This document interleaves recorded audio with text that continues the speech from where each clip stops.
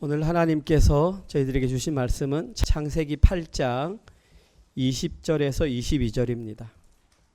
노아가 여호와께 제단을 쌓고 모든 정결한 짐승과 모든 정결한 새 중에서 죄물을 취하여 번제로 제단에 드렸더니 여호와께서 그 향기를 받으시고 그 중심에 이르시되 내가 다시는 사람으로 말미암아 땅을 저주하지 아니하리니 이는 사람의 마음이 계획하는 바가 어려서부터 악함이라. 내가 전에 행한 것 같이 모든 생물을 다시 멸하지 아니하리니 땅이 있을 동안에는 심음과 거둠과 추위와 더위와 여름과 겨울과 낮과 밤이 쉬지 아니하리라. 아멘. 2026년 새해가 밝은 지 얼마 되지 않았습니다. 저희들은 새해를 시작하면서 창세기 말씀을 새롭게 묵상하게 되었습니다. 저는 굉장히 의미가 있다고 생각합니다. 성경 66권 가운데 모든 성경이 다 중요하지만 특별히 새해 첫 해에 우리가 창세기를 함께 묵상한다는 것은 굉장한 의미가 있습니다. 한번 설교를 시작하기 전에 간단한 질문으로 한번 시작해 보겠습니다. 누구나 아는 질문입니다. 창세기는 모두 몇 장으로 되어 있을까요? 예, 50장입니다. 창세기는 50장입니다. 일단 50장이라고 하는 말만 딱 들으면 아, 길다. 야, 이걸 어떻게 읽나 한번 성경 일독을 시작했다가 사실 포기하게 되는 경우가 많습니다. 그런데 두려워하지 않아도 되는 것이 성경을 창세기를 딱 두 부분으로 나눌 수 있습니다. 첫 번째 부분이 뭐냐 하면 1장에서 11장까지를 나눌 수 있습니다. 저기 보시면은 창세기 첫 번째 부분은 1장에서 11장으로 나누는데 거기에는 어떤 내용이 기록되어 있냐면 온 세상에 초점이 맞추어져 있습니다. 하나님께서 온 세상을 천지를 창조하시고 거기에는 세상의 모든 시작이 다 기록되어 있습니다. 예를 들면 최초의 인간 혹은 최초의 살인, 최초의 일부 다처, 최초의 문명, 최초의 심판까지 모든 내용이 1장에서 11장 사이에 기록되어 있습니다. 그러니까 1장에서 11장을 읽을 때는 온 세상을 초점으로 세상의 시작이 기록되어 있다. 이렇게 하면 창세기를 한눈에 알 수 있습니다. 두 번째 부분은 나머지 부분입니다. 12장에서 50장입니다. 저기에는 관점이 완전히 바뀝니다. 여기에는 온 세상이 아니라 이스라엘 한 나라에만 딱 초점이 딱 들어갑니다. 그래서 가장 먼저 이스라엘의 믿음의 조상인 아브라함이 12장에 딱 등장을 합니다. 그리고 50장까지 가면서 계속 등장하는 인물이 아브라함의 아들 이삭, 이삭의 아들 야곱, 야곱의 12아들, 야곱의 12아들 가운데 특별히 요셉에 관한 내용이 쫙 계보로 기록되어 있습니다. 그래서 창세기는 전체 두 부분으로 나눌 수 있습니다. 이렇게 나눈다면 창세기를 읽는 데에는 큰 어려움이 없습니다. 그런데 지금 저희들은 첫 번째 부분을 하고 있습니다. 첫 번째 부분에서 오늘 저희들이 읽었던 내용은 첫 번째 부분의 가장 많은 부분을 차지하는 내용입니다. 1장에서 11장 가운데에 무려 6장, 7장, 8장, 9장, 11장 가운데 4장을 할애하는 본문이 오늘 본문입니다. 오늘 본문이 한마디로 요약하면 뭐냐? 세 번째 톨레도트에 해당됩니다. 지난주에 저희들 창세기에는 10개의 톨레도트가 있다고 그랬고 오늘 본문은 세 번째 톨레도트입니다. 창세기 6장 9절입니다. 이것이 노아의 족보니라. 저기에 기록된 족보니라가 바로 톨레도트입니다. 창세기에 등장하는 세 번째 톨레도트. 세 번째 톨레도트의 주인공은 누구냐면 바로 노아. 노아 하면 우리 머릿속에 바로 떠오르는 것이 홍수입니다. 따라서 6장, 7장, 8장, 9장에는 전부 홍수에 관한 내용이 기록되어 있습니다. 먼저 6장에는 홍수가 왜 일어나게 됐느냐, 7장에는 홍수가 어떻게 진행되고 있느냐, 8장과 9장에는 홍수가 끝난 결과가 무엇인가, 거기에 대해서 6장, 7장, 8장, 9장이 기록되어 있습니다. 오늘 저희들이 함께 읽는 본문은 8장이니까 홍수가 끝난 이후에 관련된 내용입니다. 특별히 노아와 노아의 가족들 그리고 방주에 들어갔던 모든 짐승들이 방주에서 다 나오는 내용이 오늘 본문에 기록되어 있습니다. 내용은 어렵지 않습니다. 그런데 오늘 본문에서 여기에 주인공인 노아가 두 가지 특별한 행동을 합니다.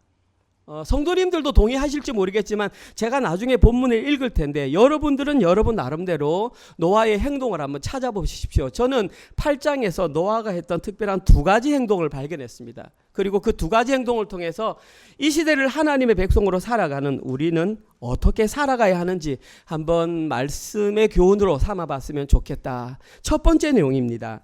오늘 본문 노아가 했던 첫 번째 행동은 1절에서 14절 조금 깁니다. 그러나 제가 천천히 읽어볼 텐데 그냥 읽지 마시고 듣지 마시고 제가 발견했다고 생각을 하고 성도님들이 여러분들은 노아의 첫 번째 행동이 뭔가를 여러분 입장에서 한번 찾아보십시오. 그냥 제가 찾은 것 말고 여러분들은 나 같으면 노아의 첫 번째 행동을 이것으로 했겠다라고 생각하면서 한번 찾아보십시오. 제가 한번 읽어보겠습니다. 1절부터.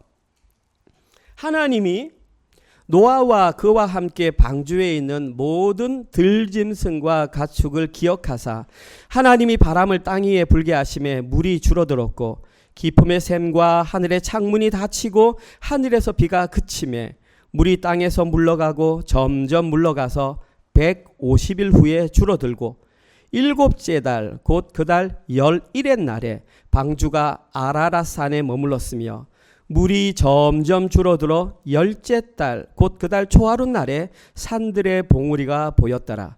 40일을 지나서 노아가 그 방주에 낸 창문을 열고 까마귀를 내놓음에 까마귀가 물이 땅에서 마르기까지 날아 왕래하였더라. 그가 또 비둘기를 내놓아 지면에서 물이 줄어들었는지를 알고자 하매 온 지면에 물이 있으므로 비둘기가 발 붙일 곳을 찾지 못하고 방주로 돌아와 그에게로 오는지라. 그가 손을 내밀어 방주 안으로 자기에게로 받아들이고 또 7일을 기다려 다시 비둘기를 방주에서 내놓음에 저녁 때에 비둘기가 그에게로 돌아왔는데 그 입에 감람나무 새 잎사귀가 있는지라. 이에 노아가 땅에 물이 줄어든 줄을 알았으며 또 7일을 기다려 비둘기를 내놓음에 다시는 그에게로 돌아오지 아니하였더라. 601년 첫째 달 곧 그 달 초하룻 날에 땅 위에서 물이 거친지라. 노아가 방주 뚜껑을 제치고 본즉 지면에서 물이 거쳤더니 20달 21의 날에 땅이 말랐더라. 1절에서 14절까지 좀 긴 본문인데 한번 생각해 보셨습니까? 여러분들이 생각하기에 노아가 이 본문에서 했던 특별한 행동은 무엇이라고 생각하십니까? 혹시 머릿속에 노아가 이 행동을 특별히 했네 느껴지는 게 있습니까? 저는 이 본문을 읽으면서 노아가 했던 특별한 행동을 뭐라고 봤냐 하면 기다림으로 보았습니다. 오늘 본문에서 노아가 했던 첫 번째 특별한 행동은 웨이팅이었습니다.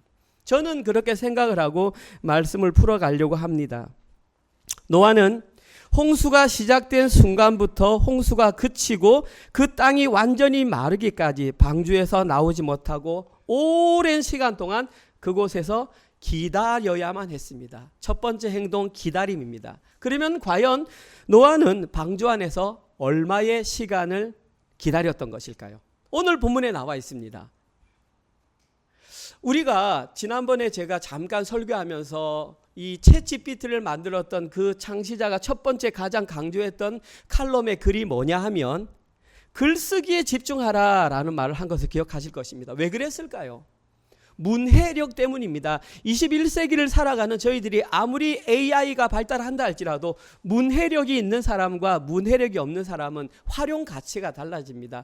오늘 본문에는 천천히 읽어보면 얼마 동안 기다렸는지 그 정답이 나옵니다. 이 정답을 알기 위해서는 첫 번째, 언제 노아의 홍수가 시작되었는지를 알아야 합니다. 창세기 7장이 나옵니다. 11절에서 12절. 언제 시작됐냐 하면 보십시오. 노아가 600세 되던 해 둘째 달 그 달 11의 날이라. 한글 성경이 너무 어려워요. 그냥 제가 쉽게 말할게요. 노아의 600살 2월 17일입니다. 다시 말씀드립니다. 노아의 나이가 600살 되던 그해 2월 17일에 비가 내리기 시작했습니다. 그날에 큰 기품의 샘들이 터지며 하늘의 창들이 열려 40일 동안 비가 땅에 떨어졌습니다. 다시 하겠습니다. 노아의 나이 600살 되던 해 2월 17일에 비가 내렸습니다. 자, 그때부터 비가 40일 동안 쫙 내렸습니다. 그리고 계속해서 오늘 본문이 시작됩니다. 이 비가 내렸을 때에 비가 시작되는 순간 노아와 노아의 아내와 노아의 세 아들과 노아의 세 며느리, 도합 몇 명입니까? 노아와 노아의 아내와 노아의 세 아들과 세 며느리 몇 명입니까? 8명입니다. 노아의 방주에 탄 사람은 8명입니다. 그들만 방주에 타고 방주 뚜껑이 닫히고 비가 확 내렸습니다. 아무런 감흥이 없으시죠? 그런데 한번 역으로 생각해 보십시오. 지금 이 시대에, 오늘 이 시점에 하나님께서 여러분 가운데에 누군가에게 말해서 자, 너와, 여러분 여자라고 생각합시다. 너와 너의 남편과 너의 세 아들과 세 며느리만 탈 수 있어. 그리고 나머지는 다 죽어. 이런 소리를 들었다면 그렇구나, 못합니다. 지금 여러분 주변에 있는 형제 자매가 못 탔다는 얘기예요. 아버지가 못했다는 얘기예요. 참고로 말씀드립니다. 노아의 아버지는 누구일까요? 노아의 아버지는 우리가 지난주 묵상했는데 라멕입니다. 라멕은 몇 살에 죽었을까요? 777세에 죽었습니다. 777세에 죽었다는 것은 라멕은 홍수가 나기 5년 전에 죽었다는 말입니다.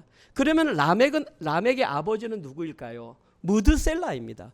무드셀라는 성경에서 가장 오래 산 사람입니다. 몇 살까지 살았냐면 969세까지 살았습니다. 무드셀라의 이름이 뭐냐 하면 창을 던지는 자입니다. 고대 전쟁에서 창을 던지는 사람이 뭐냐 하면 전쟁에서 승리를 확정하는 사람입니다. 그런데 창을 던지는 사람이 죽으면 그 나라가 망합니다. 무드셀라의 아버지가 누구냐 하면 바로 그 하나님과 동행했던 에녹입니다. 에녹이 무드셀라를 낳고 이름을 무드셀라로 지었습니다. 그게 뭐냐 하면 우리 아들이 죽으면 세상이 망한다는 뜻입니다.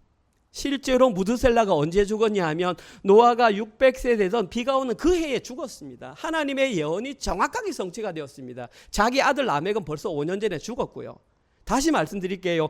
노아를 포함해서 8명만 방주에 탔다는 것은 그동안 살았던 아담과 하와가 첫 아들을 낳았던 가인과 아벨을 대신에 낳았던 아들, 셋의 후손으로 나왔던 우리가 소위 말하는 믿음의 족속이라고 하는 모든 사람들이 다 죽었단 말입니다. 노아 가족 외에 8명. 이건 굉장히 심각한 상황입니다. 아무도 구원받지 못했구나. 오직 8명만 구원받았구나. 그 과정이 오늘 본문에 기록되어 있는 것입니다. 물이 점점 차올라 150일 동안 물이, 오늘 보면 8절에 그때부터 물이 줄어들기 시작했다고 했습니다. 그리고 8절에서 오늘 본문 6절에서 7절에 가장 먼저 40일이 지나서 노아가 했던 행동은 까마귀를 보냅니다. 오늘 본문 6절과 7절에 보면. 그런데 까마귀는 계속 천지를 돌아다니지만 방주 안으로 돌아오지는 않습니다. 그래서 8장 9절에서 다시 무엇을 보내냐 하면 비둘기를 보냅니다. 근데 처음에는 비둘기가 발 붙일 곳이 없어서 방주 안으로 돌아왔지만 또 다시 7일이 지나서 보냈더니 이번에는 감람나무 새 잎사귀를 입에 물고 돌아왔습니다. 감람나무 새 잎사귀를 입에 물고 돌아왔다는 것은 이미 이 땅 가운데에 새로운 나무가 생겨나기 시작했다라는 것입니다. 노아는 분명하게 알았습니다.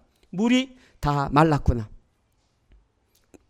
그래서 다시 한 번 더 비둘기를 내놓았는데 이번에는 돌아오지 않았습니다. 그 말인즉슨 혼자서도 비둘기가 살아갈 수 있게 되었다. 이때가 언제냐?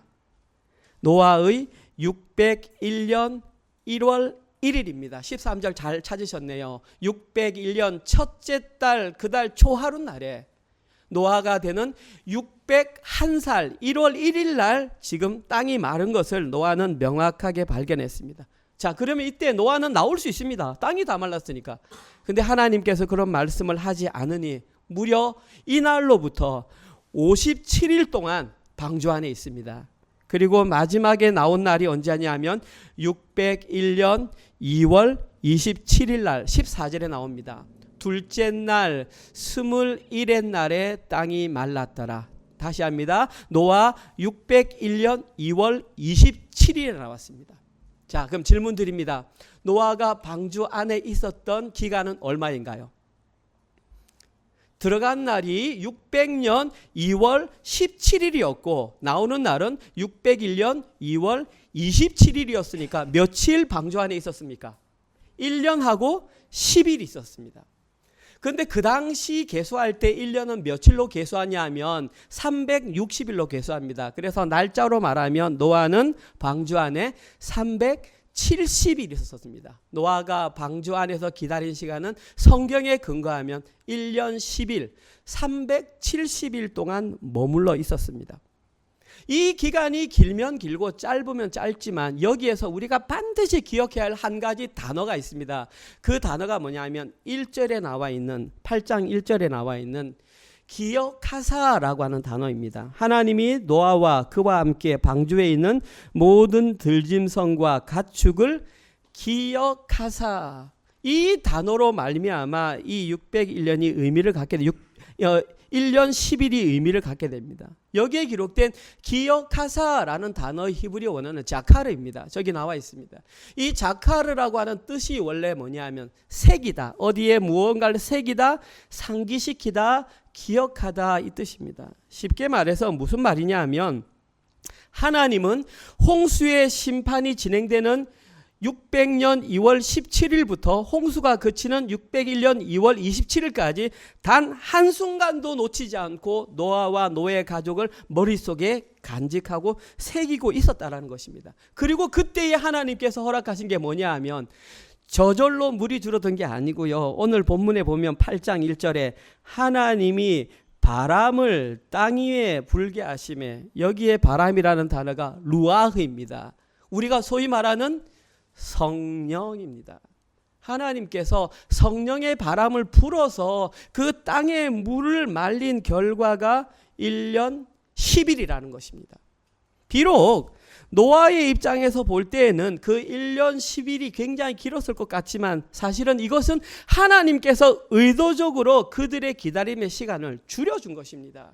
하나님께서는 성령의 바람을 보내서 어떻게 하면 조금이라도 빨리 노아와 노의 가족이 나올 수 있도록 성령의 바람을 불어주셨습니다. 성령의 바람이 불어서 물이 말라서 땅 위를 걸은 사건이 있습니다. 그 사건이 무엇일까요? 당연히 홍해의 사건이죠. 홍해의 사건에서 노아가 아니죠. 모세가 지팡이를 딱 짚으니까 쫙 갈라지면서 저절로 마른 것이 아니라 성령의 바람이 불어가지고 갈라졌다고 똑같습니다. 루아흐 바람이 불어줌으로 말미암아 지금 땅이 말랐던 것입니다. 그렇지만 방주 안에서 1년 10일을 기다렸던 노아의 심정은 어땠을까요? 입장을 바꿔 생각해 보겠습니다. 1년 10일 동안 전등 안 들어오고 짐승들이 엄청나게 많아서 똥을 싸가지고 냄새가 나고 창문은 없어가지고 꿉꿉하고 어둡고 거기서 성도님들이 1년 10일 동안 있었다고 한번 생각해 보십시오.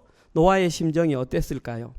오늘 본문에서 노아의 심정을 가장 잘 표현하는 단어가 오늘 본문 10절에 기록된 기다려라고 하는 단어입니다. 오늘 8장 10절에 또 7일을 기다려, 저기에 기다려라고 하는 단어의 히브리어 원어는 훌입니다. 훌. 그런데 저 훌이라는 것은 우리가 보통 생각하는 웨이팅의 뜻이 아닙니다. 보십시오. 빙빙 돌다, 괴로워하다, 비틀다라는 뜻이 한글 성경으로는 기다려라고 번역했습니다. 쉽게 말해서 1년 10일 동안 그 방주 안에서 있었던 노아와 노아의 가족들의 모습이 어떠했냐면 마치 출산하는 여인이 고통을 참지 못해서 몸을 비트는 것과 같은 그런 심정으로 거기에 있었다는 것입니다. 쉽게 말해서 방주 안에서 1년의 시간을 기다렸던 노아와 노의 가족의 마음이 바로 여인이 해산의 고통을 겪는 것처럼 그 방주 안에서 힘든 시간을 보냈다라는 것입니다. 사랑하는 성도 여러분, 방주가 의미하는 것은 구원의 방주입니다. 여기서 우리가 알 수 있는 것이 뭐냐 하면 구원의 방주 안에 들어가는, 다시 말해서 성도가 신앙생활하는 과정이 바로 노아가 방주 안에서 머물렀던 것 같은 심정으로 살아간다는 것입니다. 사랑하는 성도 여러분, 신앙생활 올바르게 하는 거 호락호락하지 않습니다. 벌어야 할 것도 많고 하지 말아야 할 것도 많고 제재되는 것도 많습니다. 오늘 본문에서 노아가 그 방주 안에서 겪었던 심정이 바로 산모가 아이를 출산할 때 몸을 비트는 것 같은 그런 심정으로 기다렸다라는 것입니다. 그래서 여기 보시면 환난 중에 참음이요. 성도의 신앙생활은 참고 기다리는 것입니다. 오늘 본문에 기록된 두 번째 기다려는 12절에 나옵니다. 오늘 보면 12절에 보면 또 7일을 기다려. 여기에 기다려는 우리가 알고 있는 그 기다려가 맞습니다. 히브리어로 우리는 이것을 야할이라고 합니다. 실제 뜻은 기다리다, 기대하다, 바라다. 자, 여러분 이때가 언젠지 한번 보십시오. 12절에 기다려라는 말을 했던 것은 11절에 보면 비둘기가 그 입에 감람나무 새 잎을 따왔을 때입니다. 무슨 말입니까? 노아는 새가 비둘기가 감람나무 잎을 따온 것을 보고 이제 되었구나, 이제 땅이 제 기능을 하는구나 라고 마음에 안심을 하면서 이제 곧 하나님께서 나를 내보내 주시겠구나 라는 기다림과 기대의 마음을 가졌다라는 것입니다. 아무튼 이 두 가지 단어를 통해서 저희들이 분명하게 알 수 있는 것은 방주 안에서 1년 이상 생활했던 노아와 노아 가족의 기다림은 너무나 힘든 시간이었다라는 것입니다. 저는 상상해 봅니다. 1월 1일 날 노아가 뚜껑을 엮고 보았는데 땅이 다 말랐어요. 그러면 저 같으면 그렇게 했을 것 같아요. 하나님의 음성이 들리지 않아서 빨리 나가고 싶어서 뛰쳐나갔을 것 같은데 노아는 안 나갔습니다. 하나님의 음성이 들릴 때까지 57일을 더 기다렸습니다. 그리고 2월 27일이 되었어야 하나님께서 나가라 그러니까 그때 나갔습니다. 노아는 그 마음을 어떻게 참았을까요? 그 57일간 지금 당장 나갈 수 있는데 나가지 못하는 그 심정. 노아는 어떻게 그 시간을 기다릴 수 있었을까요? 성경은 여기에 대한 대답을 이렇게 말합니다. 노아가 57일, 아니 그 이상의 시간을 기다릴 수 있었던 이유는 노아가 바로 하나님의 은혜를 입은 자였기 때문입니다. 아닙니다. 그거 말고요. 제가 안 보내드렸나 봅니다. 혹시 성경 가지신 분들은 한번 같이 찾아주십시오. 노아가 하나님의 은혜를 입었다라는 것은 창세기 6장 8절에 나와 있습니다. 창세기 6장 8절입니다. 성경 가지신 분은 한번 같이 찾아주십시오. 노아가 그걸 기다릴 수 있었던 근거는 노아가 6장 8절입니다. 같이 읽습니다. 시작. 그러나 노아는 여호와께 은혜를 입었더라. 노아가 참을 수 있었던 이유는 그의 능력이 뛰어나서가 아니라 하나님께 은혜를 입었기 때문입니다. 그러면 또 이렇게 생각하죠. 은혜를 입어서 그렇구나. 그 앞에 단어를 주목해야 됩니다. 그러나 이 말이 무슨 말이냐 하면 노아 외에 다른 사람들은 은혜를 입지 못했단 말입니다. 그럼 노아 외에 누구냐? 아까 말했던 셋의 후손들조차 은혜를 입지 못했다라는 말입니다. 노아는 하나님께 그 은혜를 입음으로 말미암아 어떻게 했습니까? 하나님께서 120년 동안 노아야 산 위에 올라가서 방주를 지어라.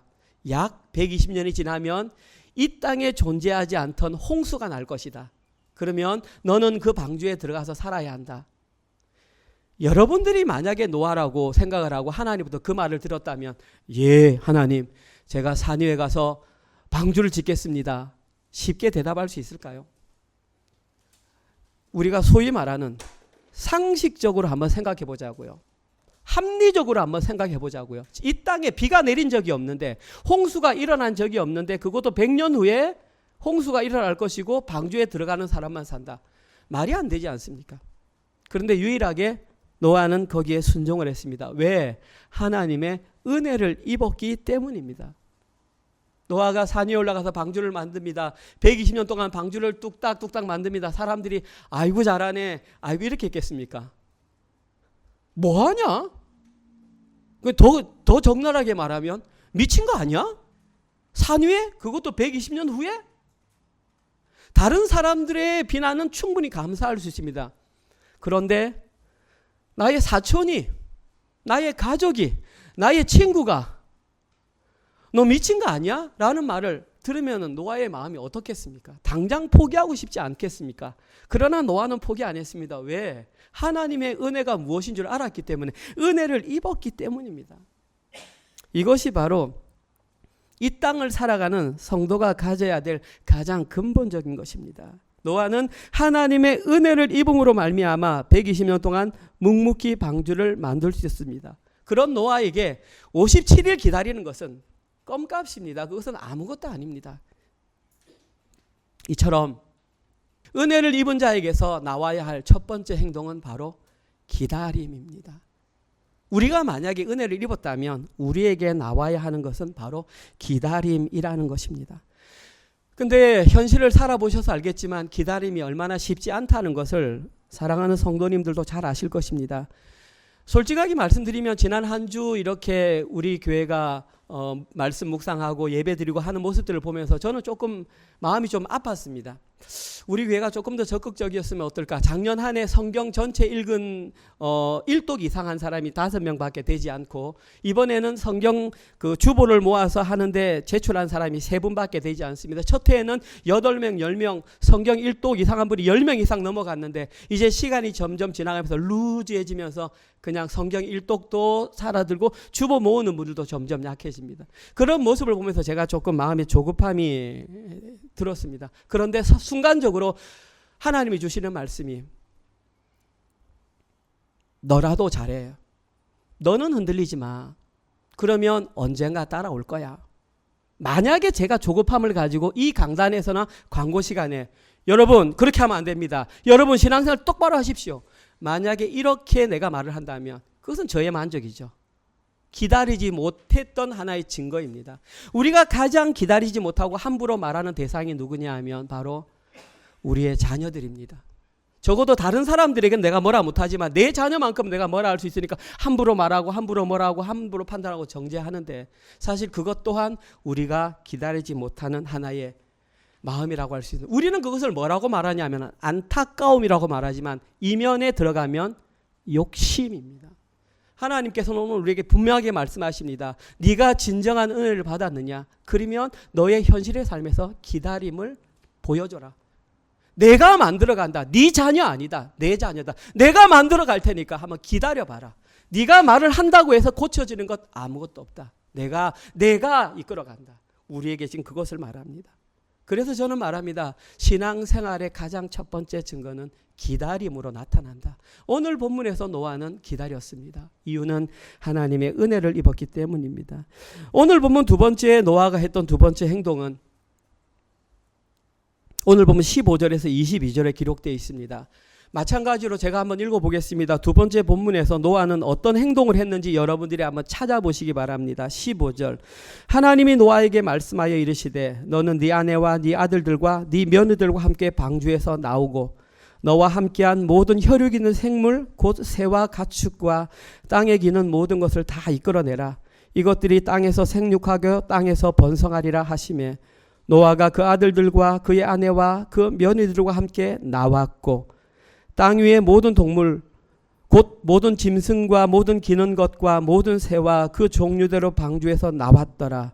노아가 여호와께 제단을 쌓고 모든 정결한 짐승과 모든 정결한 새 중에서 제물을 취하여 번제로 제단에 드렸더니 여호와께서 그 향기를 받으시고 그 중심에 이르시되 내가 다시는 사람으로 말미암아 땅을 저주하지 아니하리니 이는 사람의 마음이 계획하는 바가 어려서부터 악함이라.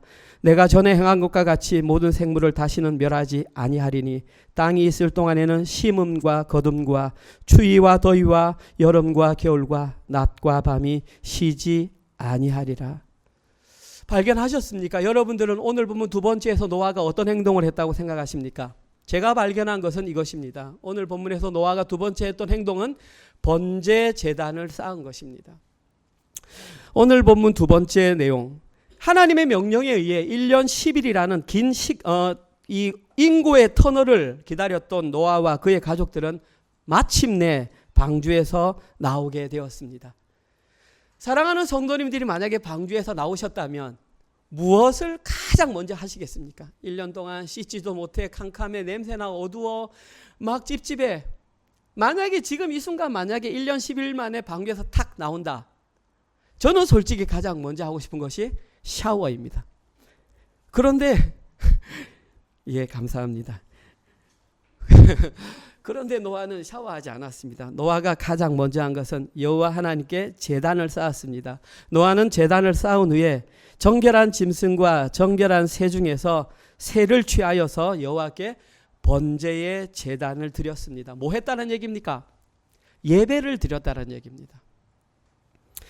오늘 본문에서 예배의 제단과 관련해서 살펴볼 몇 가지 단어가 있습니다. 첫 번째 단어가 제단이라고 하는 단어입니다. 이 제단이라고 하는 단어의 히브리어는 자바흐라고 하는데, 이 제단은 무엇을 쌓다라는 의미가 있지만 실제로 그 의미 속에는 짐승을 잡다, 희생을 드리다라는 의미가 포함되어 있습니다. 근데 중요한 게 뭐냐 하면 성경에 이 제단이라는 단어가 400회 등장합니다. 정확하지는 않습니다. 그냥 400회 정도 등장합니다. 그런데 400회 제단 등장하는 것 중에 가장 처음에 등장하는 부분이 이 부분입니다. 다시 말해서 오늘 본문에서 노아는 인류 최초로 하나님께 공식적인 예배를 드린 날이 바로 오늘이라는 것입니다.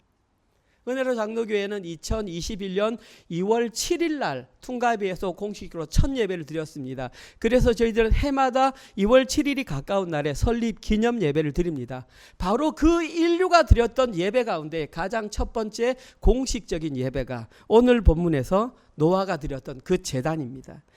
그런데 이 제단의 특별한 의미가 뭐냐 하면 저기에 기록된 짐승을 잡다, 희생을 드리다라는 의미가 포함되어 있습니다. 이것이 의미하는 게 뭡니까? 노아는 단순히 그냥 제단을 쌓아서 예배를 드린 것이 아니라 피가 섞여 있는 희생 제물, 피 흘림의 속죄를 드렸다라고 하는 것이 엄청나게 중요한 내용입니다. 왜냐하면 이 피 흘림의 속죄가 나중에 장차 십자가에서 달려 돌아가실 예수님의 속죄의 죽음을 예표하는 예배이기 때문입니다. 또한 오늘 본문에서 두 번째로 살펴볼 단어는 번제로 드렸다라는 단어입니다. 저기 번제라는 단어가 올라입니다. 올라. 히브리어로 올라라고 합니다. 그리고 드렸다라는 단어를 알라라고 합니다. 한번 보십시오. 번제라는 단어가 올라, 알라라고 하는 단어 드렸다. 두 개가 동일한 어근입니다. 뜻이 뭐냐면 하나님께 연기로 올려드리다라는 뜻이 올라 혹은 알라로 쓰입니다. 그리고 명사로 쓸 때는 번제가 되고 동사로 드렸을 때는 드렸다. 다시 말해서 원어를 살펴보면 올라 알라 이렇게 되어 있습니다. 같은 단어를 두 번 반복해서 번제로 드렸다. 특별히 저기에 기록된 번제의 특징이 뭐냐 하면 5대 제사 가운데 하나지 않습니까? 번제의 특징은 전체를 다 드리는 겁니다.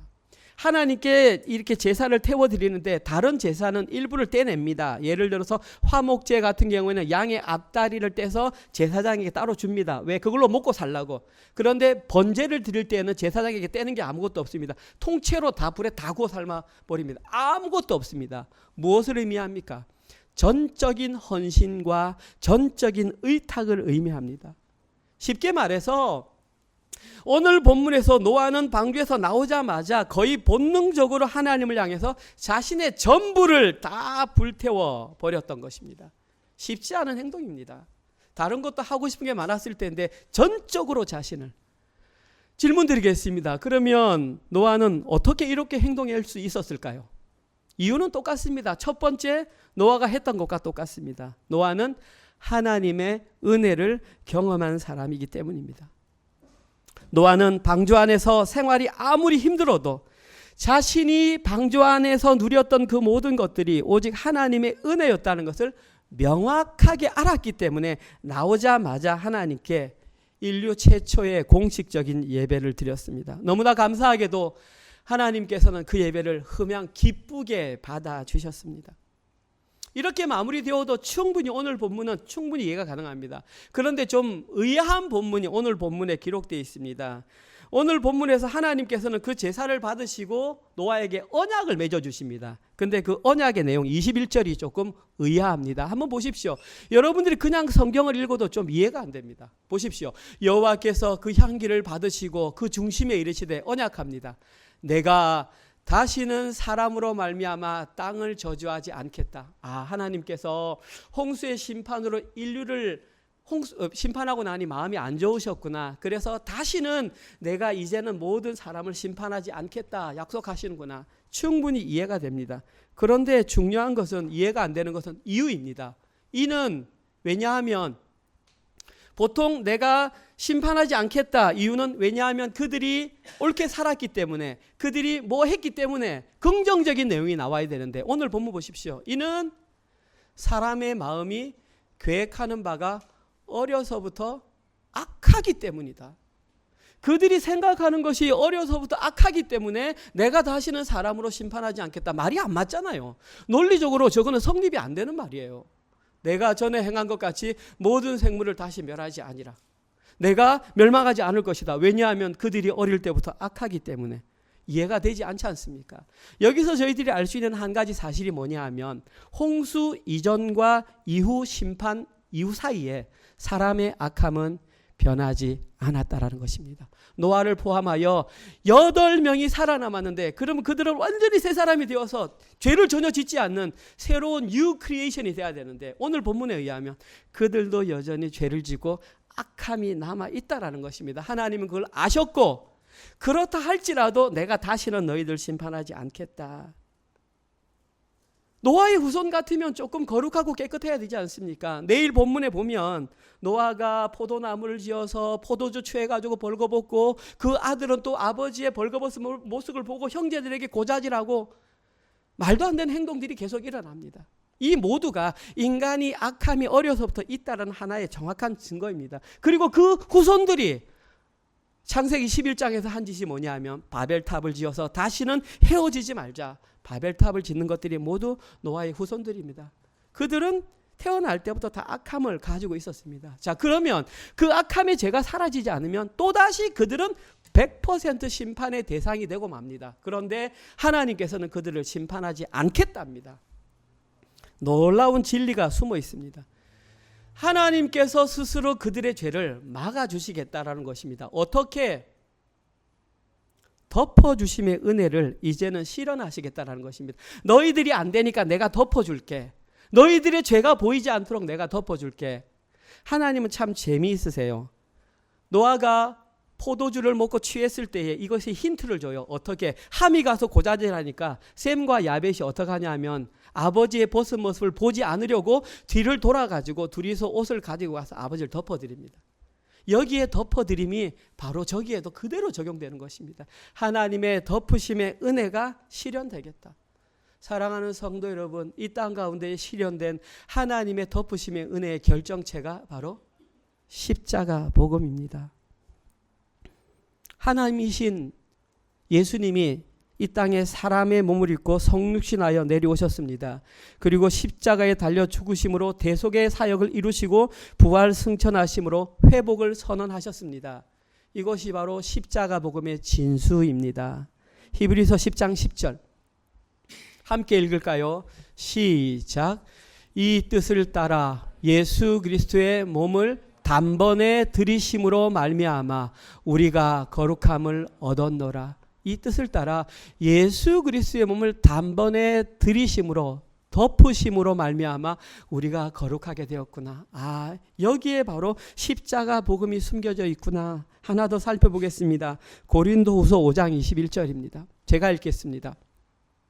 하나님이 죄를 알지도 못하시니 예수님을 우리를 대신하여 죄로 삼으신 것은 우리로 하여금 그 안에서 하나님의 의가 되게 하려 하심이라. 죄가 없으신 예수님이 우리를 대신하여 죄를 삼으시고 우리가 의가 되게 하셨다. 이것이 바로 십자가 복음입니다. 십자가 복음은 하나님의 은혜의 결정체입니다. 따라서 저희들은 그 은혜를 입은 자가 복음을 아는 자입니다. 여기서 우리가 반드시 알아야 될 것이 있습니다. 복음을 가장 방해하는 것은 은혜가 은혜되지 못하게 하는 것입니다. 다시 말씀드립니다. 복음이 복음되지 못하는 것은 가장 방해하는 큰 적은 은혜가 설 자리를 없애는 것입니다.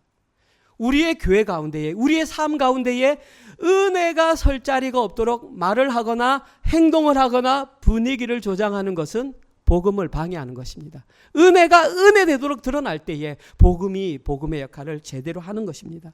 이러한 하나님의 은혜를 경험했던 노아는 사람들이, 특별히 가족들이, 친척들이, 친구들이 제 아무리 120년 동안 산 위에서 방주를 짓는다고 아이고 바보야 그 일이 일어날 것 같아 놀린다 할지라도 그 일을 묵묵히 경험해냈습니다. 그리고 그 힘들고 어려운 시간을 묵묵히 1년 10일을 기다렸고 방주에서 나오자마자 전적인 헌신의 결과로 하나님께 번제를 드렸습니다. 이처럼 하나님의 은혜를 경험한 성도에게서 나와야 할 두 번째 모습은 바로 예배드림입니다. 한번 다시 읽어볼까요? 함께 읽읍시다. 시작. 은혜를 입은 자에게서 나와야 할 두 번째 행동은 예배드림입니다. 첫 번째 행동은 기다림, 두 번째 행동은 예배드림입니다. 이런 차원에서 말씀드립니다. 예배에 충실하셨으면 좋겠습니다. 주일 예배는 당연하고요. 수요 기도회에 그리고 새벽 기도회에 가능하신 분들은 그 시간에 깨어 계신 분들은 함께 동참해 주시기 바랍니다. 일부 그렇게 말씀하시는 분들이 계십니다. 사람들이 많이 나오지 않는데 왜 그 자리를 계속 지키고 계세요?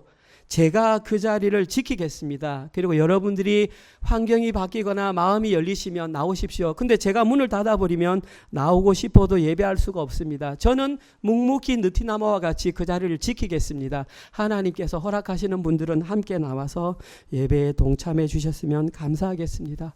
오늘 말씀을 마무리하겠습니다. 혹시 성도님들은 오늘 저희들이 살펴본 이 홍수의 이야기가 성경 외에 다른 곳에도 실제로 기록된 것을 알고 계십니까? 세계 곳곳에 홍수와 관련된 설화가 여러 개 있는데 정확하게 조사를 해보지 못했지만 대략적으로 조사해 보니 약 250개에서 270개 정도의 홍수 설화가 이 땅에 존재하고 있습니다.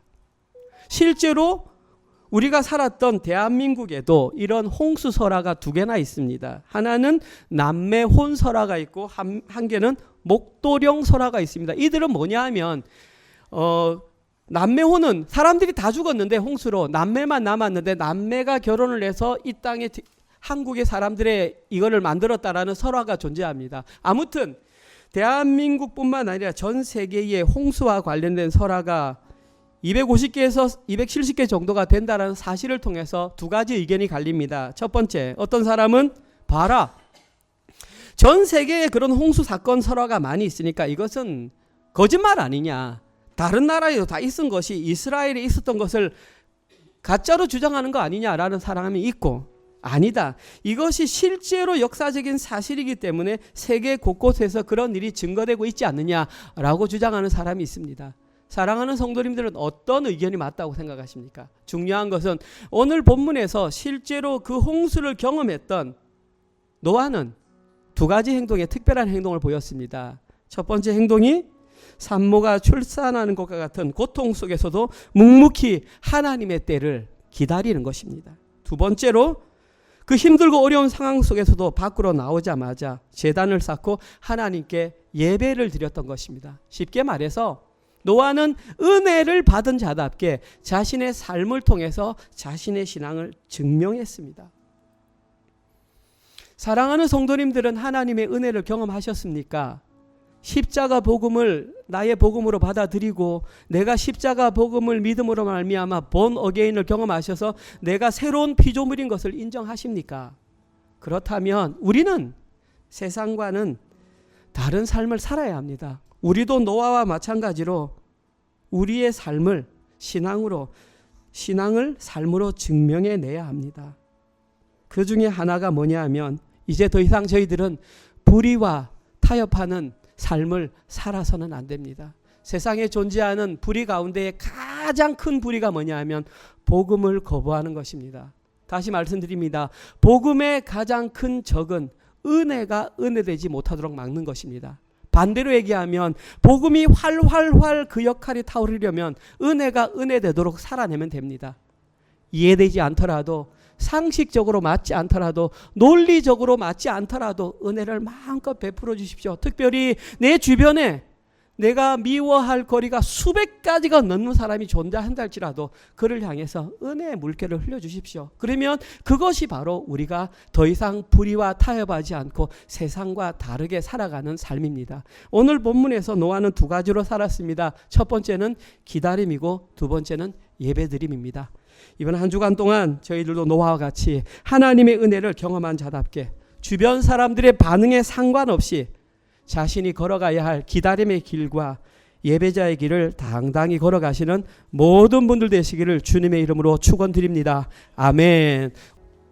하나님, 창세기 말씀을 통해서 은혜를 받은 자 노아의 삶이 세상과 어떻게 달랐는지 명확하게 알려주시니 감사합니다.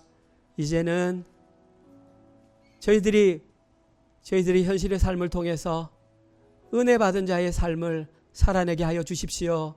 하나님, 힘들어도 기다릴 수 있는 마음을 주시옵소서. 하나님, 아무리 어렵고 힘든 상황 가운데서도 예배드림의 마음을 잃지 않을 수 있도록 우리를 지켜주시옵소서. 한 주간 살아가면서 하나님께서 허락하신 직장과 사업체를 통하여 부족하지만 하나님 저희들에게 물질을 주셨습니다. 그런데 그 물질이 우리의 주인이 아님을 고백하는 마음으로 하나님께 11조와 주정헌금과 감사헌금과 각종 헌금을 하나님께 올려드립니다. 하나님, 이 헌금을 통하여 은혜가 은혜되는 곳에 사용될 수 있도록 저희 재직들에게 지혜를 허락하여 주시옵소서. 이제는 우리 주 예수 그리스도의 은혜와 하나님의 사랑하심과 성령님의 위로, 교통, 감화, 깨닫게 하심이 하나님의 은혜를 깨달은 자가 되어 기다림의 삶과 예배 드림의 삶을 가장 기뻐하며 그 길을 걸어가기로 결단하는 사랑하는 은혜로 교회 모든 성도들 머리 위에와 특별히 사랑하는 저희들의 자녀들 머리 위에 지금 이 시간에도 세계 곳곳에 흩어져서 주의 복음을 증거하시는 사랑하는 선교사님들과 그들의 사역과 그들의 자녀들 머리 위에 지금부터 영원토록 함께 있을지어다. 아멘.